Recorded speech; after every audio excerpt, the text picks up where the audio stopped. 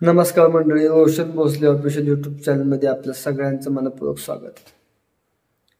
शरद पवार साहेबांचा पक्ष हा फुटणार.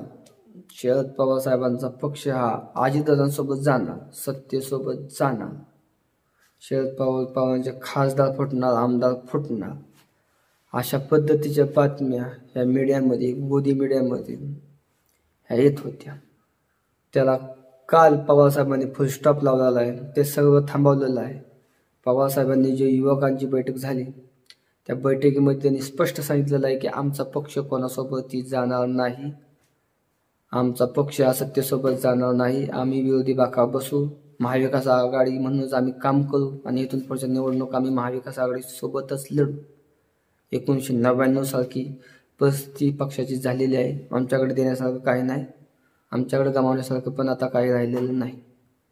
त्याच्यामुळे आम्ही महाविकास आघाडी सोबतच राहू आणि इथून पुढच्या निवडणुका आहेत तशाच पद्धतीने लढू, असंच पवारसाहेबांनी स्पष्ट सांगितलेलं आहे.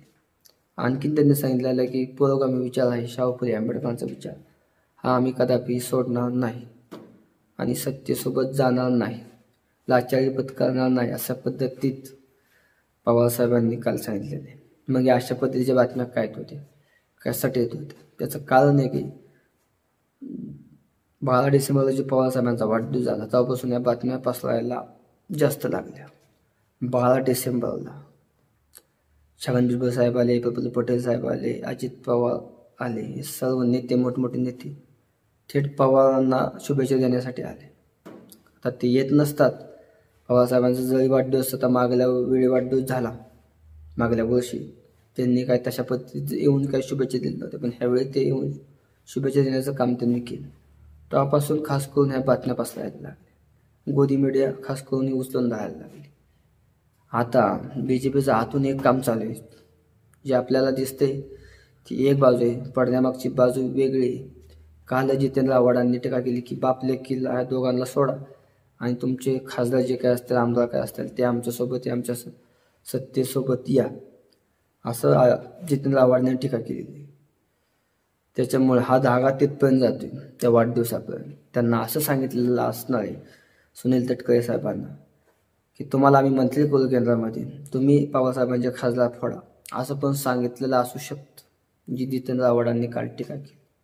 अशा पद्धतीचं वक्तव्य केले, त्यामुळे जितेंद्र आव्हाडांनी काल तीच टीका केली.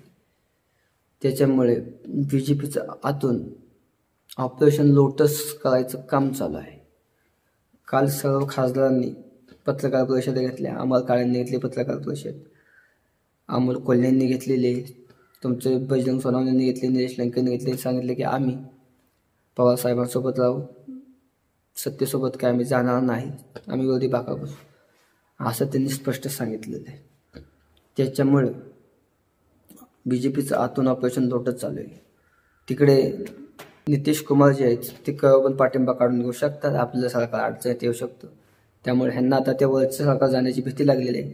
त्याच्यामुळे ह्यांना इथले खासदार फोडायचे आहेत. आतली बातमी हीच आहे की ह्यांना ह्या महाराष्ट्रातले जे काय खासदार आलेले आहेत ते खासदार फोडायचं काम ह्यांचंच चालू आहे आता आतनं. शिवसेनेच्या बद्दल पण मध्यंतरी बातम्या येत होत्या की त्यांचं बी खासदार येणार, आमदार येणार, अशा पद्धतीच्या बातम्या येत होत्या. त्याच्यामुळे ह्यांना आता फोडाफोडीचं राजकारण करायचं आहे. एवढं स्पष्ट ह्यांना बहुमत असताना, जनतेने एवढं स्पष्ट बहुमत ह्यांना 135 आमदारांचं दिलं असताना सुद्धा ह्यांना आता ह्या आमदारांची काय गरज आहे? जयंत पाटलांची ह्यांना कशाला गरज आहे? जयंत पाटलांना आम्ही मंत्रिपद राखून ठेवले, अशा पद्धतीच्या बातम्या होत्या. म्हणजे याचा अर्थ एक आहे की ह्यांना पवारसाहेबांचा आहे हा पण पक्ष फोडायचा आहे. ह्यांना मतदारांच्या मताशी काही घेणं देणं नाही. जे खासदार येतील ते आपल्याकडे घ्यायच्यात, त्यांना फक्त फोडाफोडीचं राजकारण करायचं. गेले 2-3 वर्षात, 2-3 नाही 5 वर्षात कशा पद्धतीने फोडाफोडीचं राजकारण झाले ती सगळ्या जनतेने बघितले. राष्ट्रवादी काँग्रेस पक्ष फोडला, शिवसेना पक्ष फोडला, 50 कोटी रुपये 2 आमदार फोडला, असा आरोप केले. 50 रुपये एकदम ओके, ही वाक्य प्रसिद्ध झालेले आहे महाराष्ट्रात. त्याच्यामुळे पैशाचा वापर करा, सत्तेचा वापर करा, बळाचा वापर करा, आमदार फोडा, खासदार फोडा, हेच BJPचं चालू आहे. त्यांचा बाकी उद्योग दुसरा काय चालू नाही. फक्त आमदार खासदार फोडा आणि सत्ते व्या आणि सत्तेची मजा घ्या. जे कोणी भ्रष्ट येतील त्यांचे आपणच आरोप करायचं आणि ते भ्रष्ट आपल्याला सामावून घ्यायचं. आपल्यात आले की ते चांगले करायचे, पावन करायचे, त्यांना वॉशिंग मशीनमध्ये टाकायचं, त्यांना व्यवस्थित साफ क्लीन चकाचक करायचं ते आपले. आणि जे कोणी आपले नसतील त्यांच्या VDC बाई लावायचं. हेच BJPनं आत्तापर्यंत केलेले आहे. त्यामुळे ह्यातनं एकच स्पष्ट दिसतंय की पवारसाहेबांना तर जायचं नाही, पण त्यांचे आमदार पडायचं काम हे आतून BJPचं ऑपरेशन लोटस चालू आहे. त्याच्यामुळे भविष्यात जर खासदार गेले, आता पवारसाहेबांनी म्हणून घेतली की आम्ही जाणार नाही, पण भविष्यात हे खासदार दबावामुळे जाऊ शकतात. भविष्यात काहीही घडू शकतं. खासदार 6-7 काहीही घडू शकतं आणि ते जाऊ शकतात. दबाव प्रचंड असतो, EDC बाई असते, सत्तेसोबत ह्यांना राहायला आवडतं. त्याच्यामुळे हे खासदार भविष्यात जाऊ शकतात. त्याच्यामुळे हे जे BJPचं चाललेलं आहे फोडाफोडीचं राजकारण हे सगळं चुकीचं आहे. हे जनतेनं ओळखलं पाहिजे. हे BJPच्या फोडाफोडीचं राजकारण जनतेनं पुढच्या ज्या निवडणुका येतील, ह्या स्थानिक स्वराज्य संस्थेच्या, जिल्हा परिषद, पंचायत समितीच्या निवडणुका, ह्या निवडणुकीमध्ये यांना उत्तर द्यायचं काम केलं पाहिजे.